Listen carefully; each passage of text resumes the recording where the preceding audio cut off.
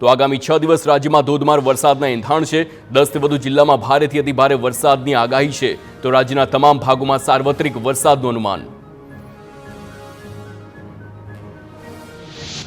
અમદાવાદમાં વરસાદ અંગે હવામાન વિભાગની મોટી આગાહી। આજે વાતાવરણમાં પલટાય તેવી સંભાવના। શહેરમાં ફૂંકાઈ શકે છે ભારે પવન।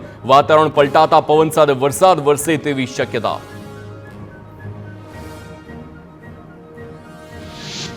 સૌરાષ્ટ્ર કચ્છમાં અતિ ભારે વરસાદની આગાહી। સાંજ સુધીમાં મેઘરાજા સૌરાષ્ટ્રના તમામ જિલ્લામાં ઓળઘોળ વરસે તેવી શક્યતા છે। દરિયાકાંઠાના જિલ્લાઓમાં પણ વરસાદી માહોલ છવાઈ શકે છે। દક્ષિણ ગુજરાતમાં પણ ગાજવીજ સાથે વરસાદનું અનુમાન। મધ્ય અને ઉત્તર ગુજરાતમાં પણ ભારે વરસાદના એંધાણ। હવામાન વિભાગ દ્વારા વરસાદ અંગે ઓરેન્જ એલર્ટ જાહેર કરવામાં આવ્યું છે। સૌરાષ્ટ્રના 8 અને દક્ષિણ ગુજરાતના 2 જિલ્લામાં અપાયું છે વરસાદનું ઓરેન્જ એલર્ટ। કચ્છ અને ઉત્તર ગુજરાતના 13 જિલ્લામાં પણ વરસાદનું યલો એલર્ટ જાહેર કરવામાં આવ્યું। જૂનાગઢ જિલ્લાના માણાવદરમાં પણ વરસાદ। ગાંધી ચોક, પટેલ ચોક, સિનેમા ચોક, મીતડી દરવાજા સહિતના વિસ્તારમાં વરસાદ છે। ગ્રામ્ય પંથકમાં વાદળછાયું વાતાવરણ। વરસાદ પડતા વાતાવરણમાં ઠંડક પ્રસરી। રાજકોટના ધોરાજીના ગ્રામ્ય પંથકમાં સતત બીજા દિવસે વરસાદી માહોલ। નાની પરબડી ગામમાં ધોધમાર વરસાદથી ગામમાં વરસાદી પાણી વહેતા થયા છે। ધોધમાર વરસાદને પગલે ખેતરો પાણીમાં તરબોળ થયા। વાવણી લાયક વરસાદથી ધરતીપુત્રોમાં આનંદ। બોટાદ અને ગઢડા શહેરમાં ધોધમાર વરસાદ। Khas road, Paliyad road, station road, ઝાંપો, ઠસા રોડ, હરિપર રોડ સહિતના વિસ્તારોમાં વરસાદ વરસ્યો છે। 2 દિવસના વિરામ બાદ વરસાદી માહોલ। રસ્તા પર ફરી વળ્યા છે પાણી। વાતાવરણમાં ઠંડક। કાલાવડના મૂલીણા ગામમાં પણ ભારે વરસાદથી પાણી થયું છે। ગામમાંથી જાણે નદી વહેતી હોય તેવા દ્રશ્યો જોવા મળ્યા। મૂલીલા ગામના ગ્રામજનોના મતે અગાઉ ગામમાં ક્યારેય આવો વરસાદ નથી પડ્યો। ભારે વરસાદને પગલે અનેક ઘરોમાં નુકસાન પહોંચ્યું છે। જામનગરના કાલાવડ તાલુકામાં ધોધમાર વરસાદ ખાબક્યો છે। ખરડી ગામમાં 6 ઇંચ વરસાદ પડતા બેટમાં ફેરવાયું છે। નદીઓમાં ઘોડાપૂર આવતા ગામ વચ્ચેથી ધસમસતા પાણી વહેતા થયા છે।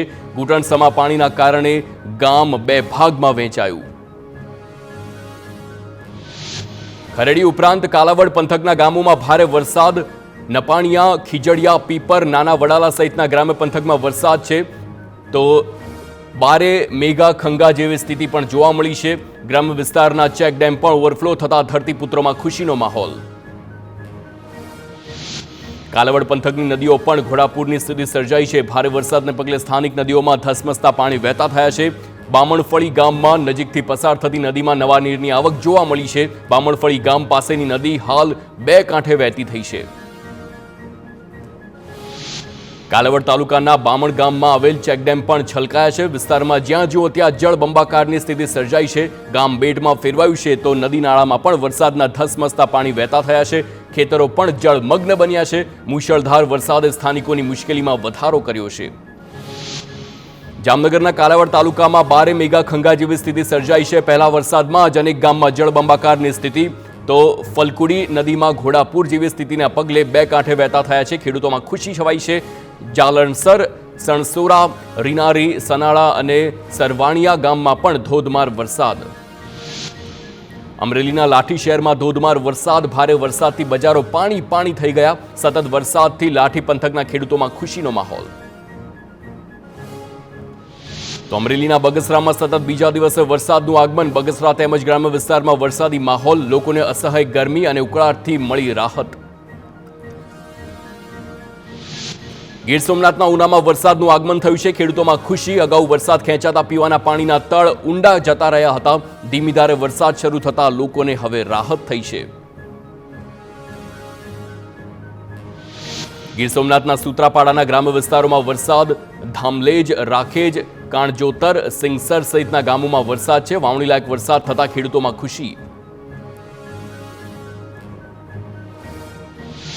જૂનાગઢના વંથલીમાં પણ વરસાદ પડ્યો છે। પટેલ ચોક, બસ સ્ટેન્ડ વિસ્તાર, આંબેડકર ચોકમાં અનરાધાર વરસાદ। રસ્તા ઉપર પાણી વહેતા થયા છે। વંથલીના ગ્રામ્ય પંથકમાં પણ વરસાદી માહોલ। રાજકોટના જામકંડોરણામાં દુધીવર ગામ પાસેનો ફોફળ ડેમ નવા નીરની આવક થઈ છે। ઉપરવાસમાં ભારે વરસાદના કારણે ડેમમાં નવા નીર આવ્યા છે। ફોફળ ડેમમાં 7.5 ફૂટ નવા નીરની આવક થઈ છે। સપાટી 8.80 ફૂટે પહોંચી છે। તો આખા રાજ્યમાં ચોમાસું પહોંચી ગયું છે. હવામાન વિભાગની જાણકારી મુજબ ચોમાસાએ સમગ્ર ગુજરાતને આવરી લીધું છે. દક્ષિણથી પ્રવેશી ઉત્તર ગુજરાત સુધી પહોંચી ગયું છે. તો સામાન્ય રીતે 30 જૂન સુધીમાં ચોમાસું સમગ્ર ગુજરાતને આવરે છે, પરંતુ આ વખતે 27 જૂને જ ચોમાસાએ ગુજરાતના સીમાડા વટાવ્યા છે. હવામાન વિભાગ દ્વારા સેટેલાઇટ મેપ જાહેર કરવામાં આવ્યો, જેમાં સિઝનનું અત્યાર સુધીનું સૌથી મોટું વરસાદી વાહન આવતું જોવા મળ્યું છે. સૌરાષ્ટ્રના દરિયાકાંઠાના જિલ્લાઓમાં પણ વાદળોનો પ્રચંડ વાહન આગળ વધી રહ્યો છે. દરિયાકાંઠાના જિલ્લાઓ તરફ વરસાદી વાદળો આવતા મેઘરાજા સૌરાષ્ટ્રને ધરમોળી શકે છે. રાજ્યમાં અતિભારે વરસાદની આગાહીને લઈને તંત્ર એક્શનમાં. 8 જિલ્લામાં એનડીઆરએફની એક ટીમ તૈનાત કરવામાં આવી છે. અતિભારે વરસાદની સ્થિતિને પહોંચી વળવા આ નિર્ણય લેવામાં આવ્યો છે. 8 જિલ્લામાં વરસાદ ખાના ખરાબી સર્જે તો એનડીઆરએફ તાત્કાલિક મોરચો સંભાળી શકે તે હેતુથી ટીમ ડિપ્લોય કરવામાં આવી. છેલ્લા 24 કલાકમાં રાજ્યના 84 તાલુકામાં વરસાદ વરસ્યો છે. મોરબીના ટંકારામાં સૌથી વધુ 5 ઇંચથી વધુ વરસાદ છે, તો કોડીનાર અને ગોંડલમાં 3 ઇંચ વરસાદ નોંધાયો, જ્યાં દાંતા, જેતપુર, જૂનાગઢ, કાલાવડમાં 2 ઇંચથી વધુ વરસાદ વરસ્યો.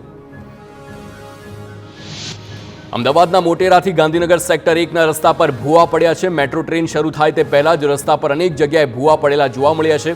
ગાંધીનગર સેક્ટર 1 મેટ્રો સ્ટેશન નીચે રસ્તા પર તિરાડો નજરે પડી છે. એક બાજુ ડિવાઈડર પણ બેસી જતા અકસ્માતનો ભય પણ છે, તો નિર્માણ બાદ રોડ વચ્ચે તિરાડ પડતા કામગીરી પર સવાલ ઉઠ્યા. પેકેજિંગ વસ્તુઓમાં જીવજંતુ નીકળવાની વધુ એક ઘટના સામે આવી છે. અમદાવાદમાં ફરાળી સોડામાંથી નીકળ્યો છે કાન ખજૂરો. સોડા પીતા જ યુવકને ઉલટી થતા યુવકને સારવાર માટે હોસ્પિટલ લઈ જવામાં આવ્યો છે. યુવકે આરોગ્ય વિભાગમાં ફરિયાદ કરી છે. સુરત બીઆરટીએસમાં વાયરલ થયેલ વિડીયોનો મુદ્દો. પૂર્વ સ્ટેન્ડિંગ કમિટીના ચેરમેન પરેશ પટેલના નામનો હતો ઉલ્લેખ, તો બનાવ મુદ્દે પરેશ પટેલે ખુલાસો કરતા કહ્યું કે આ વિડીયો બાબતે મારે કોઈ લેવા દેવા નથી. મારા નામનો અને ફોટોનો ઉલ્લેખ કરી દમ મારવામાં આવ્યો છે. બીઆરટીએસ સંચાલકને ફરિયાદ કરી તપાસ કરવા સૂચના. મહેસાણાના ઊંઝામાં નજર ચૂકવીને ગઠિયો બેગ લઈને ફરાર થયો છે. ગાડીની આગળ જ્વલંત પદાર્થ ફેંકી ધુમાડો નીકળતો હોવાનું જણાવ્યું હતું, જેને વેપારી જોવા જતા ગઠિયો બેગ લઈને ભાગી ગયો. જો કે બેગ ખોલી હોવાથી ઉનાવા બસ સ્ટેશનને ફેંકી દીધી હતી. સમગ્ર ઘટના સીસીટીવી કેમેરામાં કેદ થઈ. છોટાઉદેપુરના જોજ ગામે વન્ય પ્રાણી રીંછનો આતંક. 2 લોકો પર રીંછે હુમલો કરતા ગંભીર ઇજાઓ થઈ છે. ઇજાગ્રસ્ત વ્યક્તિને સારવાર માટે વડોદરા ખસેડવામાં આવ્યા. રીંછના વારંવાર થતા હુમલાથી લોકોમાં ભય. અત્યાર સુધીમાં 8 લોકો પર રીંછે હુમલો કર્યો. રાજકોટના ઉપલેટામાં ચિત્રાવડ અને ખીરસરા વચ્ચે પુલ તૂટ્યો. ભારે વરસાદના કારણે સ્થાનિક નદીમાં ઘોડાપુર આવતા પુલ તૂટ્યો છે. ગ્રામજનોએ એકત્ર થઈને રામધૂન બોલાવી તંત્રને જગાડવા પ્રયાસ હાથ ધર્યો છે. અગાઉ પણ પુલ અનેક વખત ધરાશાયી થયાનો આક્ષેપ છે. માટી નાખીને સમારકામ કરાયેલ પુલ નવો અને વ્યવસ્થિત બનાવવાની માંગ કરવામાં આવી. સુરતમાં નાની વેડના ગ્રામજનોનો કલેક્ટર કચેરીએ વિરોધ. મનપાએ વર્ષો જૂનું મંદિર ખસેડવા નોટિસ આપતા લોકોમાં રોષ. જ્યારે ટીપી બનાવવામાં આવી ત્યારે મનપાએ શા માટે ધ્યાન ન આપ્યું? જો મંદિર હટાવાશે તો આંદોલનની ચીમકી. રાજકોટમાં ચોમાસાની શરૂઆતે જ 2 દિવસનો પાણીકાપ જાહેર કરવામાં આવ્યો. શુક્રવારે અને શનિવારે શહેરના 6 વોર્ડમાં રહેશે પાણીકાપ. તો શુક્રવારે વોર્ડ નંબર 11 અને 12માં, જ્યારે શનિવારે વોર્ડ નંબર 7, 14, 17 અને 18માં પાણીકાપ રહેશે. ભાદર ડેમમાંથી રીબડા સુધીને પાણીની પાઇપલાઇનમાં રિપેરિંગની કામગીરી હોવાથી પાણીકાપનો નિર્ણય. અમરેલીના લીલિયામાં આવતીકાલે વેપારીઓ દ્વારા બંધનું એલાન. શહેરમાં ઘણા સમયથી ભૂગર્ભ ગટરના પાણી મુખ્ય બજારમાં વહેતા વેપારીઓ અને સ્થાનિકોનો હાલાકી.